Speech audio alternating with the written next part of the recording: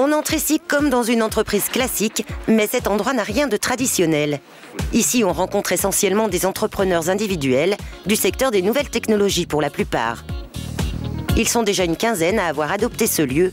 Le Transfo a ouvert ses portes à Saint-Pierre en juin 2013. Donc vous êtes dans l'Open Space. C'est un espace de travail collaboratif qui dispose de 15 espaces de travail. Donc cet espace dispose aussi de l'accès Internet par la Wi-Fi sur les 350 mètres carrés donc de l'espace de coworking. Le coworking, ou travail collaboratif, est un nouveau mode de travail venu des États-Unis. Il connaît un succès grandissant. On compte environ 2000 espaces de ce type dans le monde. Le concept est né du secteur des TIC, technologies de l'information et de la communication, du numérique, à l'image de ce qu'on voit à la Silicon Valley, type Google. Si vous allez voir Googleplex, vous voyez les locaux de la forme de travail prônée par ces structures, mais au final, ça s'applique à beaucoup d'autres types d'entreprises. Parce que ça correspond à une forme de travail beaucoup plus flexible, réactive, proactive, plus adaptée à la façon de travailler actuelle, quoi. Location au mois ou au ticket jour, en open space ou en bureau individuel, les formules sont modulables selon les besoins ponctuels des chefs d'entreprise. Boris Vattier passe du temps au téléphone pour son activité.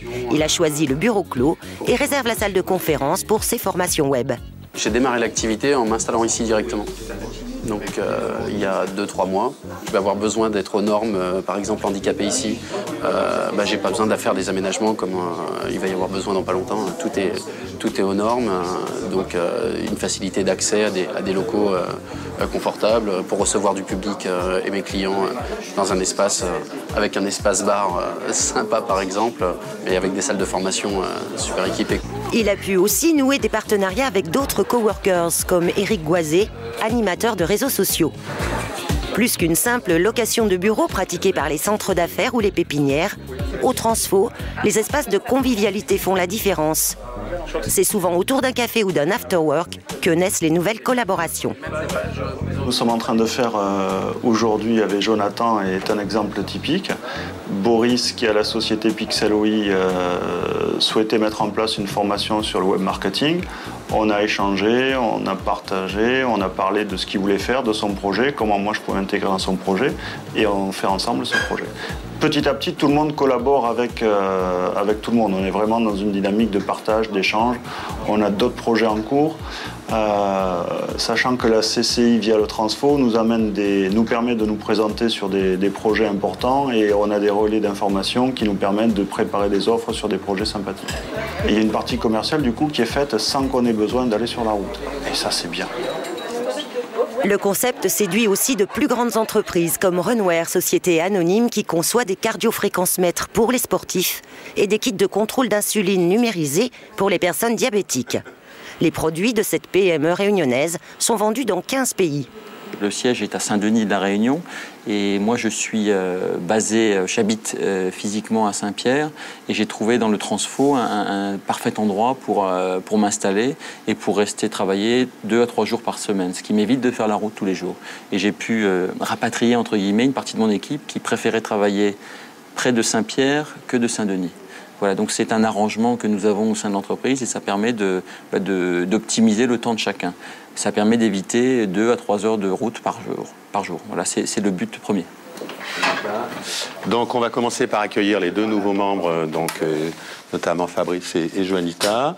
Et puis ensuite, on abordera successivement les 2 fiches de proposition que vous avez reçues aussi par mail avec la convocation. Petit déjeuner thématique, brainstorming, le travail collaboratif se traduit aussi par une participation de tous à des réunions mensuelles appelées Cercle des Users, les usagers en français. Règlements intérieurs, besoins collectifs, tout ce qui concerne la vie du lieu est convenu en groupe par consentement mutuel. Comme l'a expliqué Pierre, en fait, le but c'est vraiment de s'auto-gérer nous-mêmes en tant qu'utilisateurs de l'espace de coworking. C'est le principe de la sociocratie, une forme nouvelle d'organisation du travail. déjà à vouloir. La démocratie, c'est 51% qui sont d'accord et 49% qui se taisent. L'autocratie, c'est 1 qui prend le pouvoir, etc. Sociocratie, c'est vraiment tout le monde doit être d'accord pour que les décisions soient prises. Donc c'est un nouveau modèle et c'est vrai qu'une fois qu'on l'a adopté et qu'on le travaille au quotidien, ça permet aussi, dans le cadre professionnel ensuite, de pouvoir continuer un petit peu à fonctionner comme ça avec ses confrères. En fait. Véritable alternative à l'organisation du travail telle qu'on la connaît aujourd'hui, le Transfo aura nécessité près de 4 ans de développement avant d'ouvrir ses portes. Et un budget tout aussi conséquent, 150 000 € pour son fonctionnement, couvert à 80% par l'Europe et la région. C'est effectivement un projet qui a besoin de fonds publics. Effectivement, on n'offre pas seulement des espaces de travail, de la mutualisation, de la mise en réseau, etc. Mais pour sortir les jeunes entrepreneurs de leur chez-soi, de leur garage le plus souvent. Donc il fallait à la fois offrir une qualité de service très bonne et des tarifs très attractifs. Et quand on regarde les espaces de coworking en métropole qui marchent, ils ont tous des tarifs très bas par rapport à ce que finalement ça coûte. Expérience pilote, le tout jeune Transfo compte déjà 16 coworkers réguliers et peut en accueillir le double, ce qui lui permettrait d'atteindre l'équilibre financier. Pour son lancement, les fonds publics garantiront encore 75% de son déficit en attendant que d'autres pionniers le rejoignent pour transformer l'essai.